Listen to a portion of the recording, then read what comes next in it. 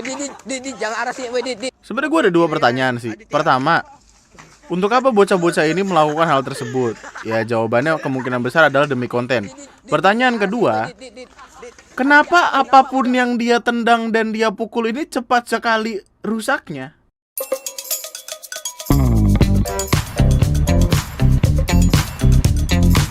Ini dah, nih. Ini kan gue repost juga di Twitter. Oh, suara kecil. Seluruh kemudian gedung di kawasan Sudirman udah punya kita. Oh. Gila loh. Abis ini kita berangkat lagi ke Spanyol. Kita beli Real Madrid. Oke. Itu kita rubah namanya jadi Real Masjid. Wah. Nah, Mustahil nggak? Barca aja. Mustahil nggak Ustaz? Mana ada yang untuk mustahil, Bos? membeli Gila loh, Klub mustahil. sepak bola. Mana ada yang mustahil? Ke depan. Tapi asal lu tahu ya, salah satu sumber kekayaan beliau adalah kepemilikan salah satu klub gitu, klub bola atau klub basket atau golf atau mancing, gue nggak tahu, pokoknya dia. Nih kita cari deh. Oh nih klub sepak bola Polandia tuh. Dia punya saham klub sepak bola Polandia. Yang mana kita nggak tahu itu ini klub ini masih ada atau enggak, yang main siapa aja gitu, kita nggak tahu. Tapi mungkin dari sanalah gitu pemikiran dia pengen beli Real Madrid muncul. Semakin kita gitu tuh semakin random gitu. Yang terakhir dia pengen anaknya kalau nikah di GBK gitu. Dan yang kocak dari kalimat setelahnya adalah, saya pengen nanti anak saya nikah di GBK. Pacarnya udah calonnya udah ketemu belum, tapi saya pengen nikahnya di GBK biar banyak, biar balik modal. Gitu-gitu loh. Kan masa apa-apa bisnis gitu. Perasaan kemarin sempat teriak-teriak marah-marah, dari mana duitnya? Kenapa tiba-tiba pengen di GBK? Ngomong ke anaknya, kamu nanti harus nikah di GBK. Anaknya, dari mana duitnya bapak? Wah. Saya bukan Atta Halilintar dong gitu. Tapi saya pernah ketemu BTS. Nah. Dengar kata, ya Allah. Ya aduh, udah modal ini Poki. Ternyata cewek yang ingin diberikan Poki tersebut memeluk-peluk cowok lain. Ya ampun, adek. Cinta tidak selamanya Poki lope-lope, adek. Kadang ada juga yang sedih. Nah, masa cinta yang sangat amat amburadul.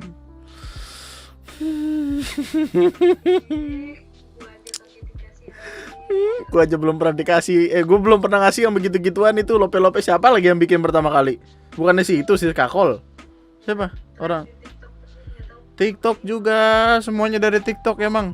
TikTok lihat, ada hati yang baru dipatahkan karena mengikuti cara-caramu TikTok. Aduh, gue sih kalau jadi si bocah ini gue bingung ya. Hatiku sakit sekali pasti. Padahal teman-teman rame di belakang ngikutin. Ini duit jajan yang udah dikumpulin seminggu ini. Ade. Kecopetan, sing ngilang apa, Bu?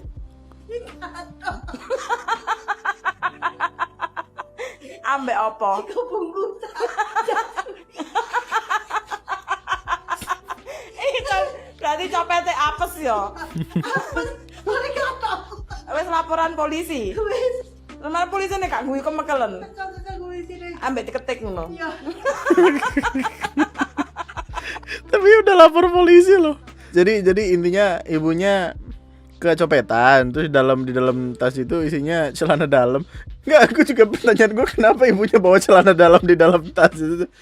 Celana dalam dan nasi bungkus loh. Gue pengen tahu dulu ini tas beneran tas atau hanya tahu gak sih yang biasa ke tukang sayur, yang biasa ke pasar-pasar yang itu loh, keranjang-keranjang kecil itu yang ditenteng-tenteng. Apakah yang kayak gitu? Untuk apa ada celana dalam di sana? Gue juga nggak pengen nanyain sih kenapa ada celana dalam sana. Tapi bagus loh, ibunya responnya adalah langsung lapor polisi gitu. Meskipun bawa polisinya kayak pasti lah sambil ngetik, "Bapak, maaf, saya kemalingan." "Oh, apa Bu kemalingan? Sini saya ketikin dulu." "Tas saya, Pak." "Oh, tas saya. Dalam tas Ibu ada apa aja?" "Ada nasi bungkus." "Hah? Sama celana dalam." "Hah?" "Ibu yakin ini mau dicari?" "Harus, Pak." "Saya lapar."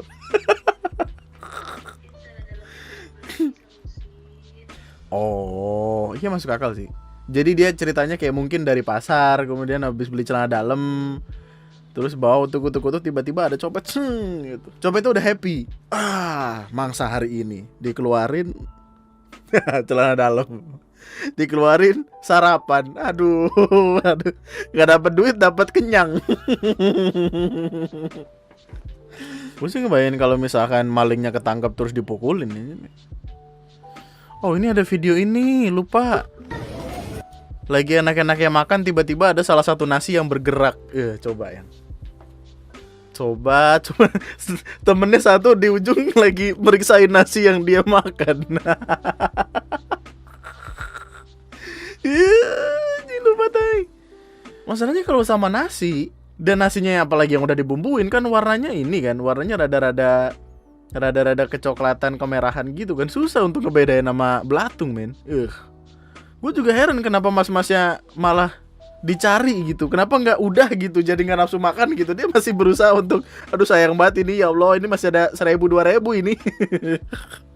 2 kali suapan, 3 kali suapan. Kalau ngomong nggak jadi branding, nggak jadi saya nggak kayak gini. Pasang lampu neon belakang tuh, lampu LED tuh, bikin orang silo deh. Ini orang-orang yang masang lampu terang banget ngarah ke belakang itu motivasinya apa sih? Pengen tahu dah. Itu kan maksudnya itu udah mengganggu kenyamanan pengendaraan. Itu bisa ditilang kan dia kayak gitu perkaranya. Secara normal tuh untuk apa gitu? Gue nggak paham dah. Lu pengen nyinarin ini kondangan pakai begituan? Kalau diarahin ke depan ya mungkin masih masuk akal gitu, untuk medan-medan tertentu butuh lampu tambahan gitu. Tapi kalau ngarah ke belakang kan ngajak berantem doang gitu intinya kan. Tuh apalin aja plat nomornya tuh, Pak polisi tilang aja tuh, gampang Pak. Bisa tuh, kirimin aja surat cinta ke rumahnya, tanyain itu maksudnya buat apa. Aneh-aneh aja. Detik-detik seorang maling terekam CCTV membawa kabur tiang jemuran. Santai banget lagi dia bawanya kayak Gidik. Positive thinking. Coba kita positive thinking. Mungkin istrinya membutuhkan jemuran baru, tapi dia udah kadung bilang kayak, iya hari ini udah dibeliin, tapi ternyata dia gak punya uang. Akhirnya dia menghalalkan segala cara gitu. Jokesnya masih sama kayak waktu itu ya, kayak ibu-ibu yang ngambil tiang jemuran. Keluarga dari rumah itu keluar, habis ngucek-ngucek baju, pengen jemur, waktu ditaruh, plek jatuh. Lah jemuran gue mana? Ngecek CCTV ternyata dibawa-bawa bapak. Kalau kita nggak tahu itu apakah pengen dia jual untuk kebutuhan atau slot atau apa, atau emang ya berantadi istrinya pengen jemuran di rumah. Amat disesalkan generasi muda sekarang merusak Oke, fasilitas. giliran Aditya. Jurus. Dit, jangan arah sini, dit. Adit jangan, nampak bodoh, nampak.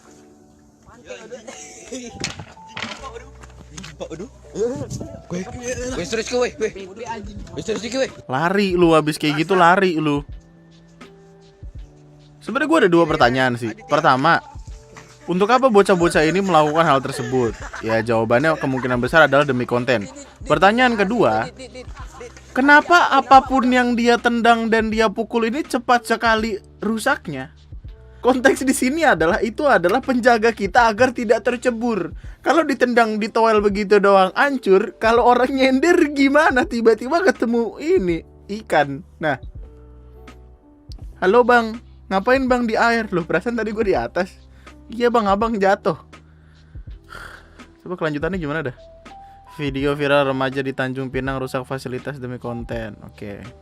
Kepala Bidang Hubungan Masyarakat Polda Kepulauan Riau membenarkan adanya peristiwa itu.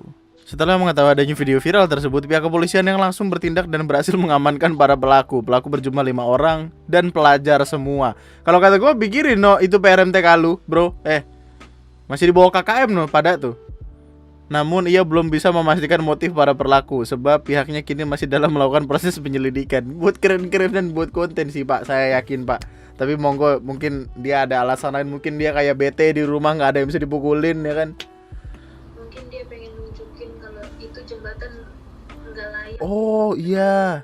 Tapi kalau kita mau positive thinking, mungkin ini bocah-bocah ini emang ingin menunjukkan kalau itu jembatan tidak layak. Positive thinkingnya tapi kayaknya terlalu diplomatis ya. Cuman gue juga heran kenapa gampang sekali gitu. Dan ini kelihatannya kayak masih rada baru gak sih dari chatnya yang masih bagus ini. Nah, tapi ya pada akhirnya udah diamankan. Diamankannya kapan? Kejadian berlangsung 1 Juli. Udah seminggu bro. Intinya udah ditangkap. Kayaknya cuma dikasih ini deh, omongan segala macam. Dan sekarang PR-nya ada 2 bapak. Bagaimana caranya mengedukasi bocah-bocah ini? Mungkin nantinya bapak-bapak sekalian bisa menyiapkan I don't know, beton, baja, samsak yang terbuat dari diri mereka sendiri. Jadi satu sama lain diikat terus, nah, dipukul-pukulin. Nah, situ coba. Nah, terus gitu. PR yang kedua adalah ini kok bisa Pak pagar begitu, Pak? Ayo coba siapapun yang mau, kalau misalkan ini dari pemerintah, Boyo, ditolong ayo gitu. Kasihan ntar orang lagi jalan-jalan berusaha pegangan jebur gitu kan, kasihan. Ini kalau kita lihat ya, gua nggak tahu apakah ini sudah mereka patahkan semua atau memang ada korban yang nyender terus patah gitu. Karena kan ini tuh kalau lu lihat ada banyak bagian yang sudah hilang. Oh my god. Ini banyak nonton film Jackie Chan lu ya? Ya ampun. Proyek 3,1 miliar serapu itu, coba usut deh. Iya, kan bener. Kayaknya emang ada ini, ada sisi lain yang dibongkar oleh bocah-bocah ini gitu. Untuk diketahui pula, jembatan pelantar Taman Wisata Kota Rebah merupakan objek wisata baru. Objek wisata baru tapi tidak ramah akan bocah-bocah, yang dibangun pada tahun 2021 lalu dengan nilai proyek 3,1 miliar. Well, meskipun udah dibangun katakanlah setahun, apakah sepantasnya semudah itu rusak gitu? Oh, tapi ada kalimat di bawahnya. Sayangnya proses tersebut saat ini sedang dalam proses penyidikan Polresta Tanjung Pinang atas dugaan korupsi. Dengan dana sebesar itu, jembatan tersebut bahkan belum selesai dibangun. Emang semuanya, emang banyak yang salah di sini, Bapak. Ya. Untuk kali ini, apakah kalian mendukung adik-adik ini? Well, sepertinya tetap tidak, karena mereka merusak fasilitas umum. Tapi di sisi lain kayak, ayo tangkap. Lu pakai kayu jenis apa? Kayaknya pakai gipsum dah nih orang. Kagak pakai besi. Mungkin dipikirnya kayak, oh formalitas aja ini mas senderan. Padahal emang orang kalau jalan nyender tiba-tiba kejedblak gimana nih? Anjing tuh kayu apa gabus tuh, orang-orang aja bingung. Tapi ya gue rasa itu dulu untuk kesatuan dan persatuan akhir-akhir ini. Sampai jumpa di video gue selanjutnya. Window akan ngedit ini untuk jadi beberapa part. Sampai jumpa di video gue selanjutnya. Tetaplah baik-baik saja. Subscribe kalau masih pengen dengerin gue ngomong. Like videonya kalau suka, dislike aja kalau gak suka, gak apa-apa. Sampai jumpa di video gue selanjutnya. Nama gue Andri, sekian dan ini dalam hatinya pasti kayak anjing, keren banget nih gue nih, asli nih. Cewek-cewek akan bertekuk lutut kalau ngelihat gue.